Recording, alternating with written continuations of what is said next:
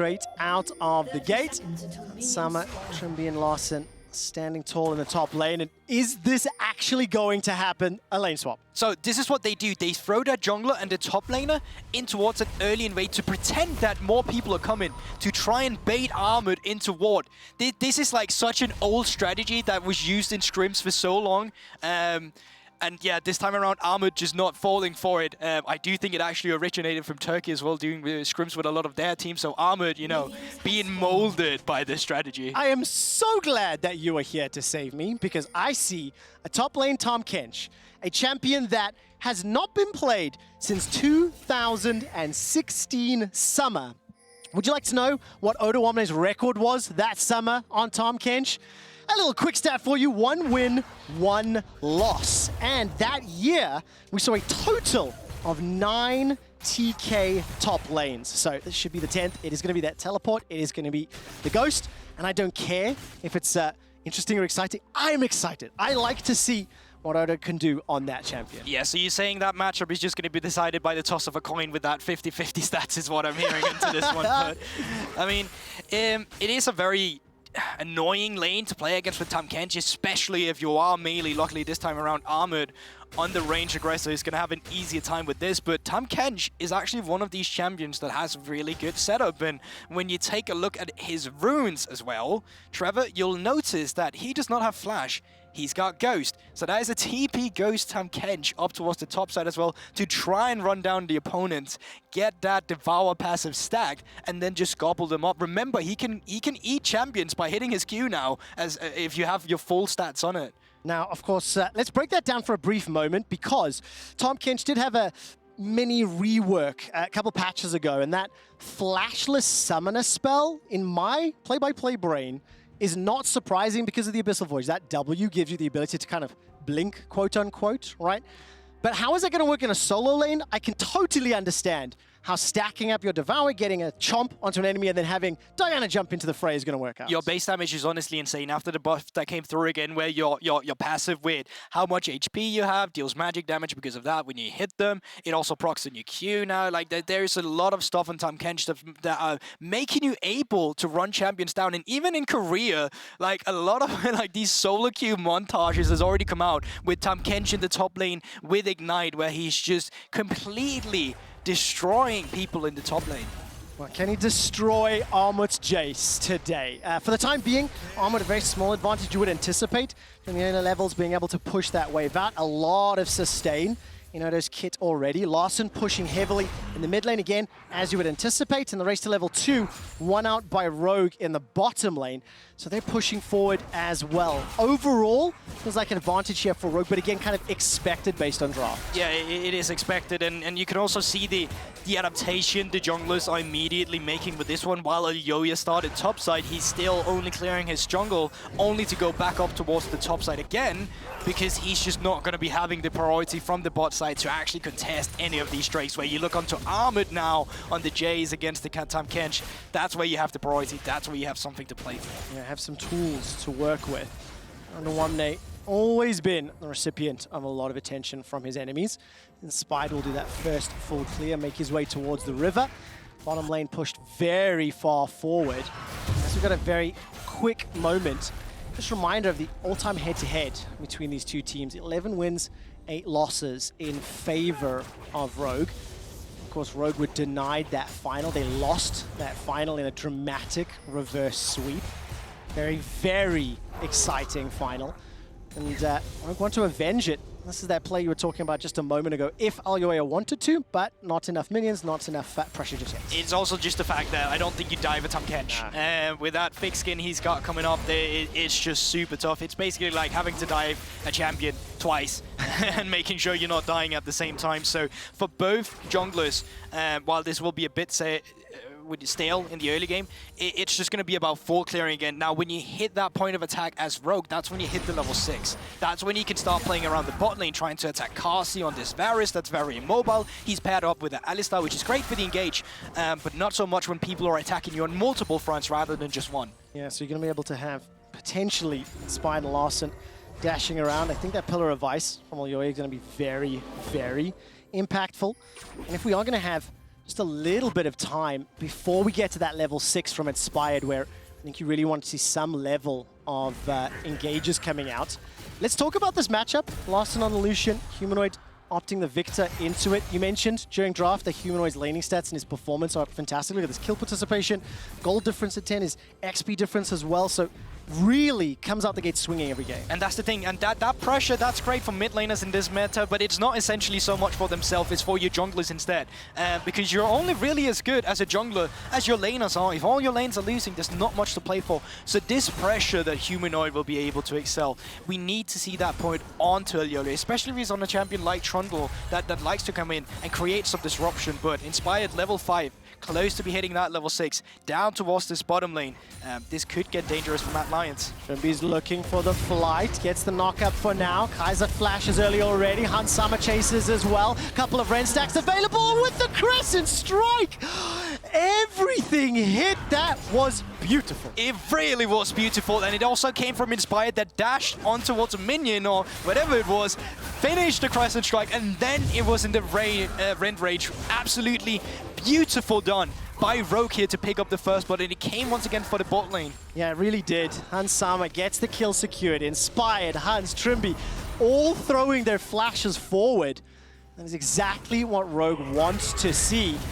As all of a sudden now, Chaos Storm comes down the mid lane, Larson just push backwards. They're dead, even on CS, a small advantage in the top lane, but very, very well executed by Inspired, but it was the setup, the engage from Trimby that really allowed him the time. Yeah, but here's the response back. Remember we talked about how diving at Tamkench is like 2 people? Now they're putting Kai's up as well to get that 3rd man, but seems like even then, and with the rotations coming through, because they actually have ping downs on towards Trimby now, they need to back up. So while the point of attack came out from Matt Lions there, it was a quick read from the side of Rogue to quickly detergent that play. And now they're just going to move back towards the bottom side again. Now we're still waiting for Inspired to hit that 6, and they can go for the return gank, because while Trimby and Hans Sama lost their flashes, they're still very mobile champions, especially when Hans Sama gets the Faith's Call, because then he could just throw Trimby in there, Inspired will be there to follow up, and once again, no flashes on Kasi and Kaiser. I mean, when you think of the power of that engage between Diana's entire kit, then you have Rakan's entire kit, and you've then got the engage, re-engage, disengage, all options button from Fate's Call, exactly like you talked about. Mad Lions, while they do have a lot of tools to disengage, you know, in the Trundle, in the Victor, they also have so many different abilities to dodge, dip, duck, and dive from. So can they execute well enough? Can they survive long enough to get there? I'm always going to make a small play towards this top lane. I think he's spotted out by a ward there. On the one net, immediately start to back out, and no real threat. I don't know if they had enough damage really at this stage. Look at the huge burst onto Kazi already, down to 210. Hans Sama, if he finds the Q through the minions, that could have been enough to rend, but not this time. Yeah, luckily they have the vision around bot to know that Inspired is not going to be around, but he is still very low. And when he's going to be picking up this wave, Faith's Call have just been secured, so if they want to juggle the wave pressure a bit, they are able to do so, but it looks like Rogue, they don't want to risk anything. There's wards behind them, so now nobody can TP behind them. Yeah, nobody can TP, that's great. Kaiser will look for the knock-up onto Trimby. Able to fly back towards Hans Sama. Some chip damage on the tower, nearly 15 CS advantage for Hans Sama's Kalista. 1,000 gold lead for Rogue overall. This is looking like a very Rogue-styled early game. They are calculated, their plan executes well, and they get the goal to the right players. But you also have to realize from Mad Lions, the win condition here right now is that you stall out the game. You want to make this game as slow as possible, because you need 2 items on the Victor, you need 2 items on Kasi and on Armor to really get the full potential of your composition here. So if you're able to make sure Rogue is not going to get too many objectives in the early game, they don't get the dragon stacking going from the get-go, that's a win for you. You just need to be even, you need to make sure that when you get those 2 items, that's when you start being aggressive. So the question that I always ask is, at what point is the lead too great? You know, 1,000 at 10 minutes feels very impactful, and it obviously is. But let's not discount the fact that Larson has been locked in this mid lane. Humanoid is chucking out that ultimate on cooldown. Also now it appears Mad Lions may be able to pick up this first dragon. So as you mentioned, you know, Mad Lions do have the tools to stall out, but they cannot bleed or concede too much. Yeah, I'm gonna put it at like 3k. It's usually around 1 item extra from the opposing enemy team, where you're like, okay, this is becoming really hard to play, and to buy yourself even more time. It's actually Mad Lions that picked up the first dragon, while on the other side, Inspired did get that Rift Herald.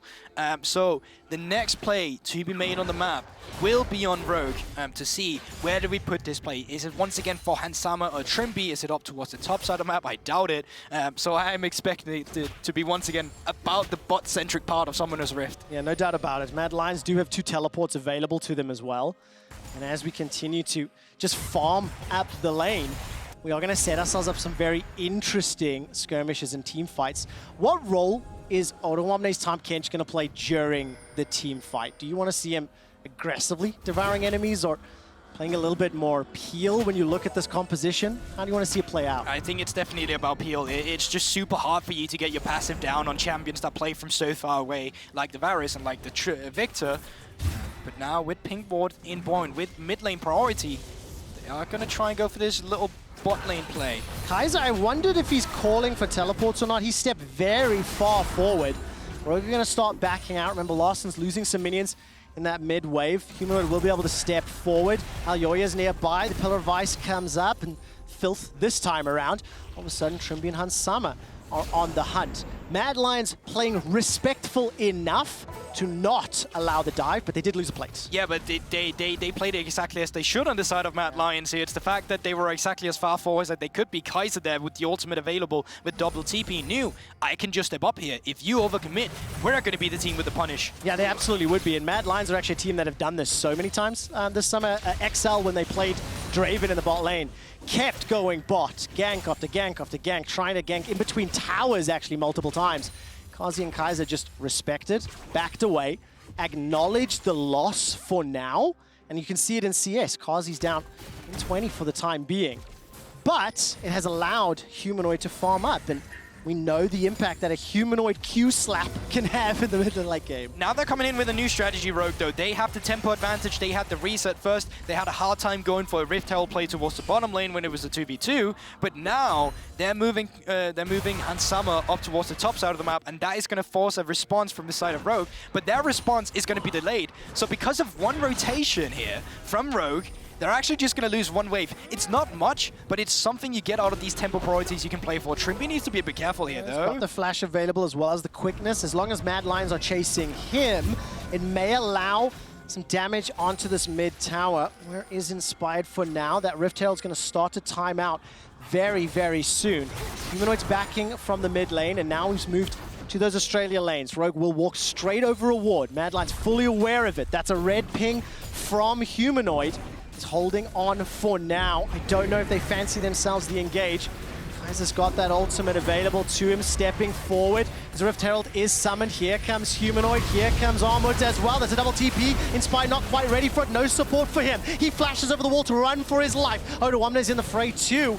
Nobody's gone down yet. The Rift Herald got a couple of plates but didn't take the tower. While that's going on, Larsen's in the mid lane. Yeah, that's the thing, and they just put in the wave there. They know they're expending a lot of resources from Mad Lions with the double TP to come in. So Rogue, they decide to call off the play, and they're actually not completely done yet. Trimby has the quickness, is in a ward. He's in a bush with no vision here. There's no support from anybody else. That's the quickness, the knock-up, the charm. Flash away from Kazi, he's already taken down. Next on the list is Kaiser. Ultimate available to him. Throws that out underneath the tower. Trimby tanks 2, backs away. Odo's got that grey health to play with.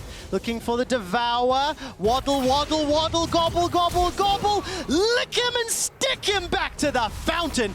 Odo picks up the 3rd kill for Rogue. I have absolutely no idea what that just was, but they are picking up the plates while they still can. 30 seconds until they fall off, so they stick around for the extended play. As soon as Larsen put the pressure in the mid lane, where he was getting resources and plates for himself, Mad Lions sound the alarm. We need to stop him. And because they put so many members immediately down back towards the mid lane, back towards the bottom lane, it left Kazi and Kaiser open as a point of attack, and Rogue, they equalized on it. Man, it's 3,500 gold up. Rogue are now taking some plates. Inspired starts the fight here on Alyoya. Here comes Odo to save the day. Still trying to chase. Kaiser has jumped in as well. No further follow-up secured, but Mad Lions, they started off that fight. The teleport was committed by Humanoid and it ultimately gets punished. Trimby, no quickness, no flash. No battle dance just yet, and Mad are being pushed back. It is a strong, strong advantage. The Dragon has just spawned. It looks like Rogue will be able to even that one out. They are in control at 15 minutes. Once again, they are, and I don't even think they need to call hands down for this one. I think they just straight up start this one. But it seems like they're still a bit too hesitant to get this one done. They want to go for the towers first. There is no tower taken as of right now. And with the priority, with the resets that's coming through from Mad, Rogue, they're going to be able to pick up the first turret for themselves. I mean, look at the item disparity on the bottom of the screen. You know, 4 mythics already. Armor jumps onto Odo underneath the tower, uses the hammer to knock him backwards. Odo jumps forward, gets the tongue lash out as well, and Taval will be able to get a lot of damage. Not enough for the kill just yet until finally it goes down. Inspired is the next target. Alyoya chomps him down, hits him with that pillar. That's the first kill for Mad. They've lost themselves the top tower. They're about to lose this bottom tower. And Rogue are now bullying Mad Lions back into their jungle. Yeah, they're not completely done with this one either. It looks like they want to go for Skirmish and Humanoid. All right, Humanoid's got the ultimate available to him. It's ticking away onto Hansama, who's used the Rend already. Larson threw out the culling. And it is just it feels like an elegant series of plays here from Rogue. It's been, you know, you can behold it, you can witness it, you can savor it. You can, and then sometimes there's something stuck in your food and it is an Inspired that died while you were committing a play for the bot side. But outside of that, yes, I'll give it to you. You can definitely see that Rogue, they're very calculated, they're very meticulous about how they play. Put Handsome up towards the top side, moving into the mid lane. Now we have priority here while we go for bot side play. And Gulborg, you called it as well. The fact that Rogue made that move first, also they had Rift Herald, so then an additional tool to play with, gave them this very large advantage, and we're beyond the 3,000 gold terror window. That's what I'm going to call it, that we talked about. Mad Lions wants time. They need items. They want some team fights. They may get themselves one. No teleports available. Actually, this may just be another dragon going the way of Mad. Rogue can pick to fight on Soul Point when they've got an even larger advantage. Yeah, in general, ever since the changes came through with the turrets, with the gold, how snowbally this meta can be, Drake aren't really seen as a win condition that often, especially because there is the chance that you're going to roll Cloud Drake and it's not helping out too many compositions. So you go for the Rift Herald where you can get yourself the gold in the outer turrets. Then if the game does come to a late game, well, if you're ahead by the gold, you should realistically speaking be able to get the rest of the objectives again then. Yeah. And yes, the game will be longer, but you will have to lead them. Yeah, and that's definitely Rogue's sort of approach to this game. 17 minutes in just a few minutes time, they've ballooned that advantage even further. And they're going to look to take down the second tower here. The minion wave is being pushed in. Inspired is shadowing this duo as Larson is clearing out some vision behind the river. Trimby, no flash available to him, gets headbutted backwards. Inspired's jumping forward. The quickness comes out, and that's a lot of damage. Fate's call. That's going to be shot backwards, and in fact, Kalista and Summer is taken down. Mad Lions get the tower, but they lose their AD. Kazi not going to be able to find the kill with that piercing arrow. Alyoya pushes forward. Mad, they're not done yet. And that's super overzealous as well. Even with the Fate's call, you should never let hands be picked up in that position.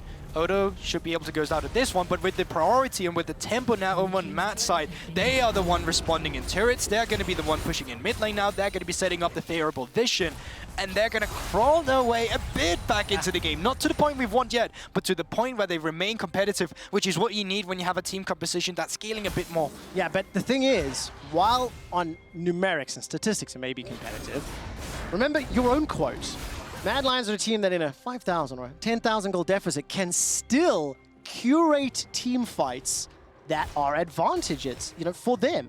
It's going to be very difficult, of course, no doubt about it, but they do have that ability on their players, and it's going to be called upon today. Humanoid's going to step forward, not get the gravity field down now, but I do think once we take a look at the scoreboard just again, Kazi's down significantly on the CS front to Hansama, but it is somewhat balanced out on top advantage from Amut.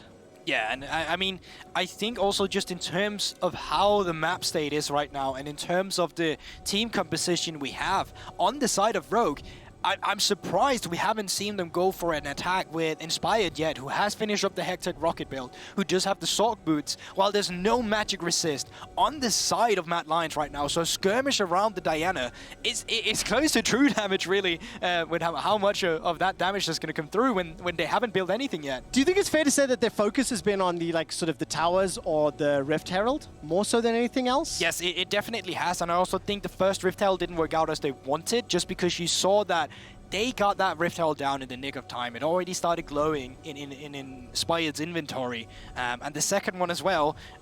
So there is definitely a rogue here that wants to be less kill heavy, more control rather instead.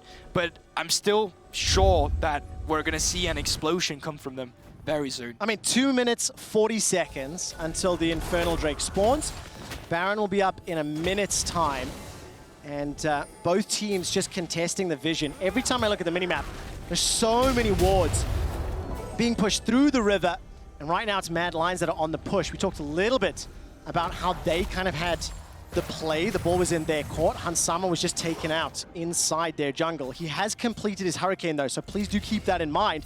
His Lost and Inspired may be a target here for the Mad Lions. One of the huge things for Rogue is they need backline access, so Inspired on this flank could be absolutely pivotal. Oh, sidesteps the laser beam. Kaiser holds on to the engage for now. Here comes Odo with an Abyssal Voyage. Inspired has used the stopwatch, so that's not going to be available if further pressure plays out, but this is good for Mad. They are buying time, they are stalling, but they are still very far behind. Inspired's got that flash available to him. Odo Omne, Abyssal Voyage forward. Kazi tries to chunk out what he can, and not going to be enough. While that was going on, Larson backed, picked himself up an Essence Reaver and TP to the mid lane. Yes, but a 4K goal lead, does it feel like you're seeing that when you're watching Rogue? Because they are the one who's being pushed back themselves. That is the ground we're also talking about that Mad are able to play around with. Because as Rogue, you need an instantaneous engage immediately. On the side of Mad Lions, though, they benefit of having to wait around. They benefit when you can poke with the Varus, when you can create space with the Victor lasers, with the gravity field to stop them from coming into you. So now with the stopwatch burned as well from Inspired, if he wants to throw himself at them, that's going to be more dangerous now. Yeah, it really will. We'll see if he manages to get in his hands on that Hourglass relatively soon or replaces it. Looking at stopwatches as well, Humanoid's got his hands on one. I wonder whether or not Kazi would feel the pressure or Armut. If they survive that burst damage and buy the time, that's going to allow them longer team fights. 40 seconds to Infernal. The Rift Herald was summoned in the base. Inspired and Rogue didn't have a great opportunity, but this engage here onto Armut will force the flash immediately, and this should just be a relatively easy kill. Armut survives very long, in fact, and shows you what he can do with that Eclipse. But they're so smart about it, and Trevor, because you said, all right, 40 seconds to Infernal Drake, normal teams will reset, and they just catch Mad Lions in the reset there is to come. Wow, there's a culling now tagging Alyoya, also hitting Humanoid, and second time this game, a reset sort of swap play around the Rift Herald has allowed Rogue to get an advantage. 5 kills, 4,000 gold the lead. 10 seconds before Armut spawns. He's got teleport available to him. Dragon may still be alive, and there's no quickness from Trimby. Remember, extended team fight for Mad Lions, the benefit of that, they need to poke. Rogue, they want to engage on someone immediately. They do engage, and Spike gets knocked away. The Protobelt was already used. There goes the flash as well. This is the third Dragon for Mad Lions. Do Rogue fancy another go? No! That's 3 for Mad. That is that late game option, and this game is just very, very weirdly balanced right now. And in Infernal Drake is Rogue's biggest nightmare. When you look at the composition you have on the side of Mad, Varus poke with Infernal, the Jays with Infernal, and now these items are starting to come through from the side of Mad Lions as well. They're not very far from their spikes as we're talking about. And Rogue, they've been very hesitant. We see some of their intelligence in some of the plays that we saw up towards the top side, catching Armut on a reset timer, down towards the bottom where we did get the 2v2 kill with Hands and then Inspire coming in to help. But outside of that, it hasn't really been too action-packed this early game. No, it's been moments of intensity. And the thing I'm wondering now is, did Rogue pick a composition that is too difficult to execute? Counterpoint, did Mad Lions put a team composition that sort of counters Rogue? Because they may only get one more big team fight unless they can make magic. That's the thing, and you know, I've already talking about this meta. It's a meta that rewards proactivity. Rogue with this composition, they have the tools to be proactive. But Mad Lions, we've seen what they do. They've been so respectful towards the engage. They've allowed themselves to fall behind. Not even neutralize, because they did go down in deficits. Yeah, thank you. Yeah. They actually went behind, so they took one step back, so they now can take 2 steps forward. Oh man, and I think there's that first dragon and now the dragon stacking really could come back to bite Rogue. Remember, they had the opportunity to pick up, I think, the second Drake of the game. Elected to play for towers instead. Now Armored will get jumped on. Once again, no flash available to him. He's going to be able to use that hammer. Inspired throws out the ultimate and gets the first kill of the game. Okay, let's start talking a little bit about theory here, right? Because it's been relatively clear that when Mad are grouped up, Rogue just don't want to fight, and we've exhausted why. But how should either Rogue or Mad Lions sort of set up for this next dragon? For Mad Lions, it's all about being first on the objective, because if you are the one that can peel off it, still come to poke through when they're coming to face check you, that's the ideal moment. But even if Rogue is the team that's on the objective first, it's still ideal for Mad Lions because they can poke you while you're stuck in a pit. So I will say the situation will favor Mad Lions a little bit, whether on the side of Rogue, you can see the Summoner spell. Inspired will have his flash up, and Summer will have the tools to come in with a flank, and that's what you need. A flank needs to come through from the side of Rogue when they go against Mad Lions at that Drake, because if they all come from one direction, it'll be too easy for Mad Lions to disengage and deal with. Yeah, the tools in the kit. We've already seen that. You mentioned it, the previous dragon. Rogue were on it, and they just got pushed away, even with a numbers advantage. Now, admittedly, 8 or 9 seconds were left before Armored spawned. So we'll take stock of the game at 25 minutes. 6 kills to 2. Mad Lions have got 3 dragons to 0 for Rogue. And despite that 6,000 gold lead, it feels to me like it's Mad Lions in control. They seem to be dictating at least the bigger picture of the game, but it is Rogue that are making more plays more often. Yeah, you can definitely see how much of the map they own as well. This is still very much Rogue that's pushing it forward, but at the same time, I want you to acknowledge that is Mad Lions handshaking that. Amos has set up a freeze for himself towards the bottom side of the map because that's not going to be a point of attack yet. They'll need the priority when Drake spawns, not sooner. 1 minute, and the third item picked up here for Hansama. He's got himself the Bloodthirster. Hourglass was completed for Inspired. You're a mana for Armored to complement the Eclipse, still waiting for that upgrade on Kazi. And the vision that has been set up from Rogue, I think the observers are toggling through it, will give information. Mad are now starting to challenge it. 1 minute until the dragon spawns, and this could be so huge for Rogue's chances at winning the game. I want to burst your bubble though. There's a chance Mad Lions will just disengage of it because they have 3 Drakes. They have the scaling game. They don't have to take this fight if they're not feeling comfortable. Dude, and that is something you have to remember. You are such a good grounding force, because I get bought into the hype and the excitement, and I want to live in the world where they're just going to fight. But yes, you're probably right. If Mad Lions concede the dragon, if it's not optimal, they get what they need, time. That gold lead, though, is still 6,000. Trimby with flash, with quickness. Odo with Abyssal Voyage. We're setting ourselves up for that fight. The handshake be damned. Knockup goes on to Odo. Trimby's looking for the flank that Gulborg talked about. Grey health, thick skin cannot even be popped. That's the front line for Rogue. Down.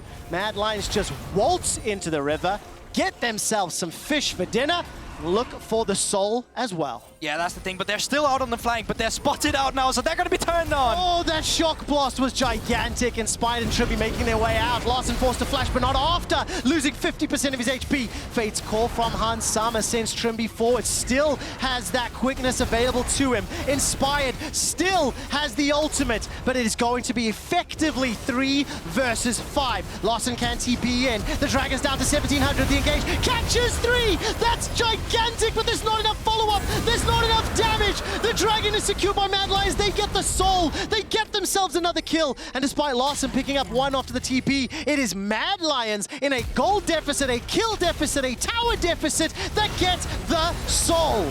That is just crazy. Not only that, they should be able to pick up this team fight afterwards, go for the Baron as well. And while Odo is doing his best, at keeping them in bay. It's just not enough. Elyoya still alive, Infernal Drake, and they should be able to go for Baron Nashor. Oh man, what an interesting game, and I think for Rogue sitting at the top of the table, the draft that they've put together with this Tahm Kench top, it hasn't yet shown me how it should execute, but I think more credit to Mad Lions for how they played their fights. How nice of a fresh breath of air is this to see Mad Lions like this again? Because usually the words I would have described them after seeing them the past 2 weeks would be disjointed, uncoordinated, and unreliable in the late game. This time around, that is none of that. They are just clinically picking them apart with their poke composition and taking care of the objective game with the Dragons. And really, really clean play around the Soul, despite the threat. 3v5 simply not enough, and allowed Elyoya to pick up the Dragon. Inspired jumps in just a little late. I didn't realize quite how close that actually was in the end. For Mad Lions, let's now not discount the fact that they are still in the gold deficit, but with the Soul, with the Baron, and with Armored landing poke after poke after poke, that is what has forced Rogue away. I'd like you to introduce you to Invisible Gold, Trevor, the bunch of stats that are not collected from the Infernal Drake and the Soul that's coming through with that extra amount of damage that we have here. So while they are pushing down to top side, Rogue, they're doing their best to keep the mid lane pushed in, but this is a Baron off team. They are going to be having the tempo on their side from Mad Lions. Yeah, Mad Lions looking towards the inhibitor turret, and so important for Mad to pick up as many wins as they can, especially against the likes of G2, Fnatic, Misfits, who they play next week, Rogue today. Higher placements in the summer regular season gives you more championship points, and that is so important for seeding. Mad Lions, may they push for the final win right now. They've got Baron empowered minions, they've taken down the front line. They've got several ultimates still to play with. Nexus Turret's going to be the focus. They may just be done with this. Another wave. Conga lines its way forward. Shrimby's coming in from behind. The ultimate's available to him. Inspired is pushed back. Cannot use that Moonfall. Finally does, but Humanoid hourglasses all of it in the Chaos Storm. Forces Inspired away. Actually picks up the kill on the Fountain Steps. Mad Lions take down Rogue. Just like that, it's done. Just like that. In a game that had been in Rogue control outside of Dragon's